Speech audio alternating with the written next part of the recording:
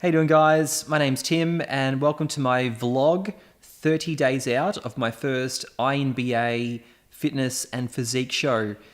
So I'm going to give you guys a bit of an update on what's been happening over the past couple of weeks.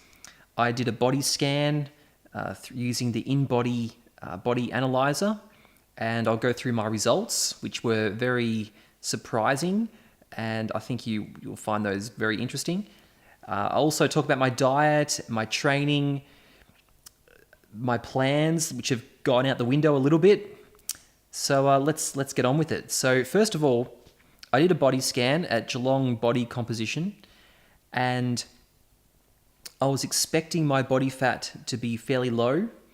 I turned up on the day weighing about 68 kilos or so. It was late in the afternoon. I hadn't eaten much that day, just my oats and a bit of fruit and some protein powder and that sort of thing. And basically, these are my results. So, as you'll see, I carry most of my fat in my legs, which is not surprising because my legs are probably my weakest body part. I think my calves are actually not too bad, and they're fairly lean and they're getting vascular.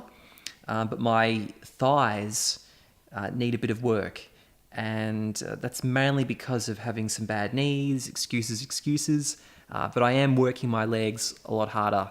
In fact, I just came back from a leg workout earlier tonight. I did some deadlifts, which I guess is a back and leg workout. I did some leg extensions, some hamstring curls, some calf raises, and I also did some abs, which I'm really enjoying. My abs are getting a lot stronger, feeling really good. So as you can see, I'm holding about 35% of my fat in each of my two legs. I'm holding about 14% of my fat in my arms, which is surprising because I thought my arms were fairly lean. Although it does say that's only 100 grams of fat per arm, so that's not too bad. And my trunk is 3% of my body fat, which is only 100 grams of fat in my trunk. So that's quite interesting. And you'll notice my visceral fat, which is the really important one. My visceral fat on a scale of 1 and 10 being in the middle and then high above that, it's basically 1. It's as low as it can possibly be. So the visceral fat is the fat around your organs, as opposed to the normal just body fat that you see under your skin. So having a very low visceral fat is a good sign in terms of overall health. So that's great. Now, my overall body composition, so I weighed in at 68.2 kilos, and 2.4 kilos of that is considered body fat. And that means my body fat percentage is, according to this, 3.5%. So I know what you guys are thinking. That's crazy, and that's probably not true. And I agree. I think my body fat is probably 8%, possibly 8.5%. It's under 10, but could be 9, it could be 8, could be 8.5. It's somewhere in that region. I don't think I'm quite 7. Don't think I'm quite that low. So I think I'm more of the 8 to 9% body fat. However, I can use this machine as a benchmark. So providing it's consistent, then next time I go for a scan, I can see if my body fat has increased relatively compared to my first one, or whether it's decreased, increased or decreased. So I'm planning to use this as a benchmark, and I still believe in the machine. Apparently it's about 98% accurate as a DEXA scan, but I think my body fat, it's got to be in that 8% range or so. Unless you have veins sticking out of all your abs, you're probably in that 8% plus. So that was great. That was great to do. It only took a couple of minutes. But it was good to get a benchmark finally and to see what my body fat is. So in other news, what else is going on? So my diet. So in my last vlog, I mentioned how I'm quite easily going to just drop half a kilo for the next 4 weeks. like it's nothing.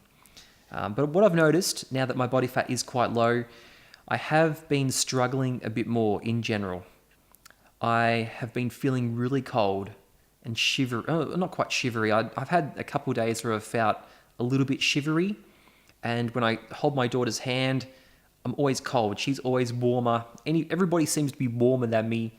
I'm wearing extra coats while everyone else is wearing t-shirts or shirts in the office. So I have been feeling really cold. I've also been feeling a lot more lethargic. I'll give you an example. Just walking down the street, and I'll be wearing a coat. It's quite cold outside, and I'll just be thinking, oh, this coat is like the heaviest coat in the world. I can't believe how heavy this coat is. So someone that's going in a fitness competition, you shouldn't really feel like a coat is too heavy. And when I'm driving my car, just steering the wheel, it's like, oh, I've got to steer the wheel. So I've been feeling really lethargic. So that's been a concern.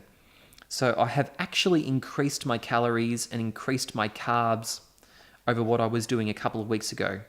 The most important part has been increasing my carbs. So my overall calories have increased just slightly. I was eating around 2,000 calories fairly consistently. And I started to drop that to probably the 1,800 or so for a week or so. And I think that's what did the trick. I think that I bottomed out and started feeling really lethargic. So now I'm really tightening up my macros and I'm ensuring that my carbs are a lot higher. So I'm trying to get my carbs up into that sort of 180, 190, possibly 200 mark on a daily basis. And whereas they were like 130, 140, 120 prior to that, and I was probably eating a bit more protein. So now my carbs have increased. I'm trying to keep my calories at about 2,000 rather than dropping them below. Fat is roughly the same. And I've been feeling a little bit better. I've also decided to have 2 higher carb days a week. So where I was refeeding at about maintenance calories, around 2,500 calories, and getting carbs at close to 300, I was doing that once a week. Now I'm doing it twice a week. However, I have to admit, in the last couple of weeks, I've probably added another couple days in there where I've eaten around maintenance just because I've been struggling. So I think I'll plan to have, in a 7-day week, 2, maybe 3 days where I eat about maintenance. And if I'm really struggling, maybe push for a 4th. I'm not really trying to lose much more body fat. I'm just trying to sustain myself for the next 30 days. I would love to lose a little bit of body fat. And I liken my approach, I liken it to a plane landing. A plane doesn't just land in a linear way. It will just crash into the ground. Bang. What I'm trying to do is slowly start to increase as I'm going down and try to land smoothly and just time everything nice in the next 30 days. So I won't be struggling and I will lose a tiny bit of body fat, not much, but I will be able to keep some strength and keep a little bit of size and ensure I keep as much muscle as possible. Now, the interesting thing is that by increasing my carbs and my calories just a little bit, I've been feeling, sometimes when I go to the gym, I've been feeling better. And I've been actually increasing my strength a little bit on certain lifts. Now, I'm not doing anything crazy there. I'm really just increasing my strength to levels that it's been before. So it's really just muscle memory. I'm not going into I'm not crossing new boundaries that I haven't done before. So it's nothing too crazy. But I've just added a couple kilos to my dumbbell bench, and today I did some deadlifts, a little bit heavier than I did last time, and so that's been really good. I've been feeling stronger in the gym. I've added an extra 5 kilos to my weighted dips. I've added an extra 5 kilos to my weighted pull-ups.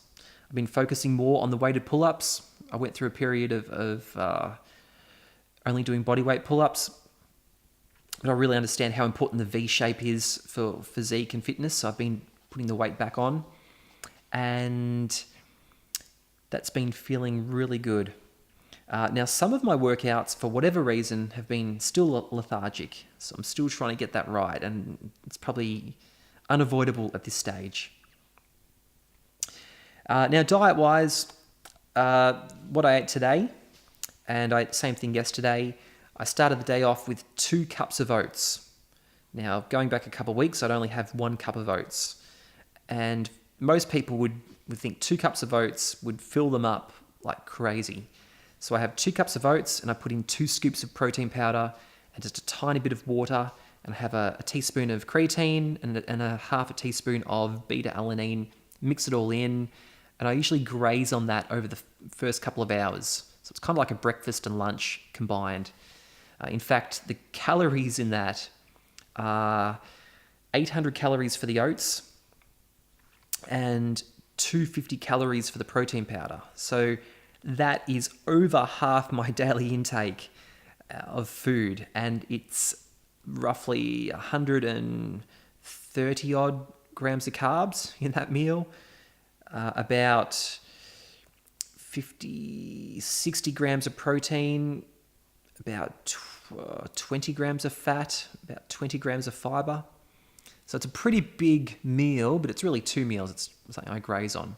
So I started the day with that, and the carbs just get absorbed. I just need carbs at the moment. They just absorb into my body.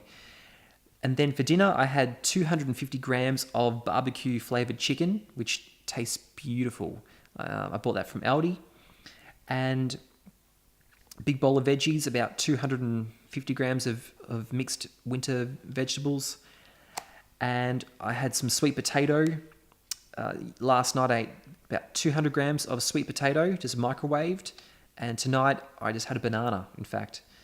And last night I had a Quest bar and a small little protein bar and some rice cakes. I was just really peckish and hungry. So that's why tonight I've sort of cut back.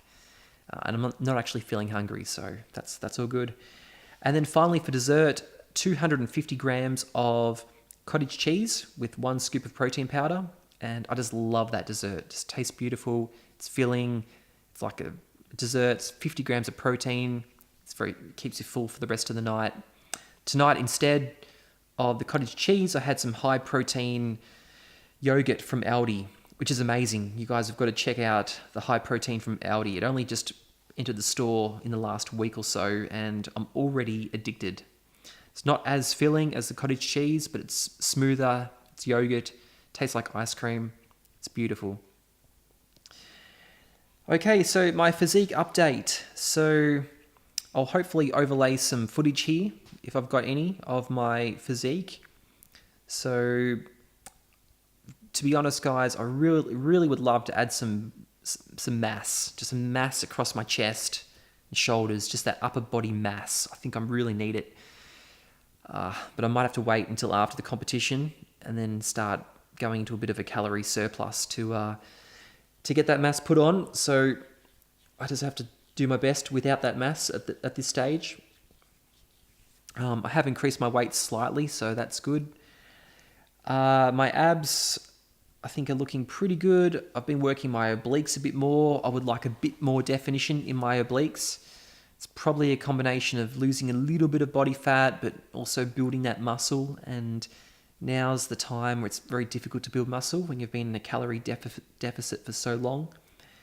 But I think my abs are probably my strongest feature, given that I do lack a bit of mass on my chest and shoulders. I'm pretty happy with my calves, so I have to make sure my posing is on point, as everyone tends to be talking about these days. Everything's on point. And with my posing, I think I'm getting better at engaging my lats, that my muscle connection. It's really difficult. It's one of the hardest things to do is to pose and engage your lats and different muscles. It's actually really tricky. So it's something I've been practicing and putting a lot of work into. So that's my plan, basically. That's my update. And really over the next 30 days, as I said, I'm going to keep my calories and carbs where they are, just to keep sane. I might incorporate a little bit more cardio in the last 2 weeks prior to peak week. I don't really want to burn myself out now, but I might burn burn a little bit more fat in those last 2 weeks, just knowing that the end is in sight. And I've already looked on the map to find the nearest 7-Eleven so I can buy some Krispy Kreme donuts as soon as the show is over and take it from there. So I hope you've enjoyed this video, this new vlog. I'll try to do some more of these as we get closer to the show date. And until next time, I'll see you guys then. So good night.